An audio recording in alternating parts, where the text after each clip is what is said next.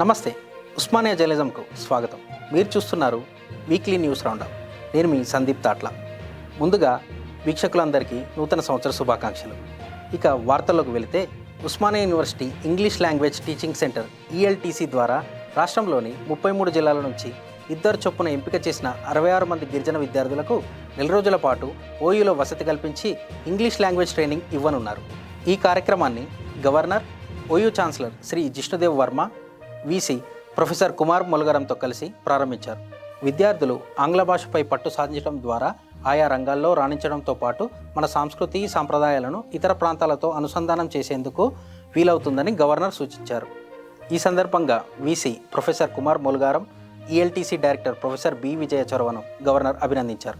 ఈ శిక్షణ కార్యక్రమాన్ని professor Christopher, doctor Saveen Sauda సమన్వయం చేస్తున్నారు. ఈ కార్యక్రమంలో registrar professor G Naresh Reddy, OSD professor Jitendra Naik, arts college principal professor కాసింతో పాటు ఇతర అధ్యాపకులు, విద్యార్థులు పాల్గొన్నారు.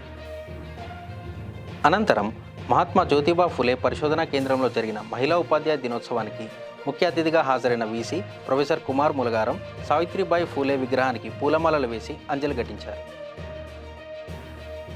ఉస్మానియా యూనివర్సిటీ తెలుగు శాఖ, సాహిత్య అకాడమీ సంయుక్తంగా నిర్వహించిన దివాకర్ల వెంకటావధాని జీవితం, సాహిత్యం సదస్సును తెలుగు శాఖ ఘనంగా నిర్వహించింది. ఈ కార్యక్రమానికి సాహిత్య అకాడమీ కన్వీనర్ సి మృణాలిని స్వాగతోపన్యాసం చేశారు. డిపార్ట్మెంట్ హెడ్ ప్రొఫెసర్ సాగి కమలాకర్ శర్మ అధ్యక్షత వహించగా, రెండవ సెషన్కు arts college principal professor C Kasim, మూడవ సెషన్కు BOS చైర్పర్సన్ ప్రొఫెసర్ ఏలే విజయలక్ష్మి అధ్యక్షత వహించారు. ఈ కార్యక్రమానికి ప్రొఫెసర్ ఎస్ రఘు, దివాకర్ల రాజేశ్వరి, హనుమాన్ల భూమయ్య, సంగనబట్ల నరసయ్య, కసిరెడ్డి వెంకటరెడ్డి, గంట లక్ష్మణరావు, పిల్లలమర్రి రాములు, ఇతర సాహితీ ప్రియులందరూ పాల్గొన్నారు. Osmania university management professor D శ్రీరాములకు 2024 గ్లోబల్ పవర్ లీడర్ అవార్డు లభించింది. మేనేజ్మెంట్ ఎడ్యుకేషన్లో ఆయన సేవలను గుర్తిస్తూ world consulting and research corporation, Malcolm McDonald academy సహకారంతో ఈ అవార్డును అందజేశారు. సిడ్నీ వేదికగా ఈ అవార్డు ప్రదానోత్సవం జరిగింది. ఈ సందర్భంగా OU vice chancellor professor Kumar Molugaram professor D శ్రీరాములను అభినందించారు. హైదరాబాద్ మెట్రో రైలును మేడ్చల్ షామీర్పేట్ వరకు పొడిగించాలని తెలంగాణ ప్రభుత్వం నిర్ణయం తీసుకుంది. ప్యారడైజ్ నుంచి మేడ్చల్ వరకు 23 కిలోమీటర్లు, అలాగే జీబీఎస్ నుంచి షామీర్పేట వరకు 22 కిలోమీటర్ల మేర పొడిగించేందుకు ముఖ్యమంత్రి అనుమతించినట్లుగా Hyderabad metro rail MD NVS Reddy తెలిపారు.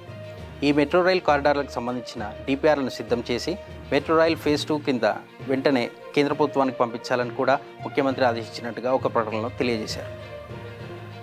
Medchal CMR engineering college girls hostel బాత్రూముల్లో కెమెరాలు అమర్చి రహస్యంగా వీడియోలు తీస్తున్నారంటూ విద్యార్థులు ఆందోళనకు దిగారు.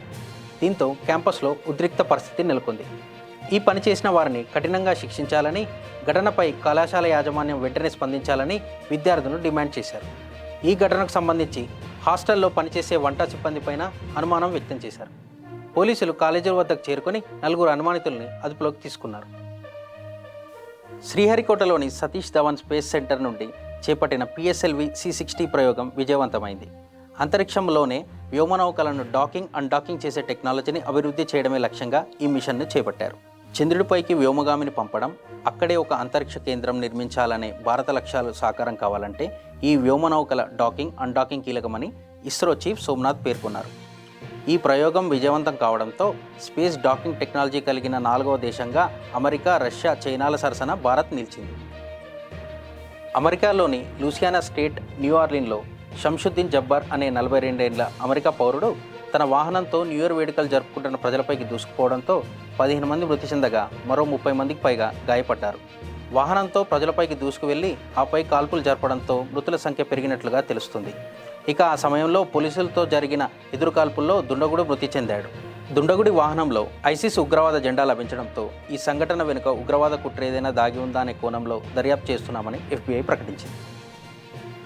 సూపర్ స్టార్ మహేష్ బాబు, అగ్రదర్శకుడు రాజమౌళి కాంబినేషన్లో భారీ బడ్జెట్తో తెరకెక్కనున్న SSMB 29 సినిమా పూజా కార్యక్రమం నిన్న హైదరాబాద్ నగర శివార్లలో ఉన్న అల్యూమినియం ఫ్యాక్టరీలో జరిగింది. ఈ కార్యక్రమానికి మహేష్, రాజమౌళితో పాటు చిత్ర బృందం హాజరయ్యారని తెలుస్తుంది. RRR తర్వాత రాజమౌళి దర్శకత్వం వహిస్తున్న చిత్రం కావడంతో ఈ చిత్రం పైన భారీ అంచనాలు నెలకొన్నాయి. ఇక క్రీడా వార్తల్లోకి వెళితే, ప్రతిష్టాత్మక మేజర్ ధ్యాన్ చంద్ ఖేల్రత్న అవార్డులను కేంద్ర ప్రభుత్వం ప్రకటించింది.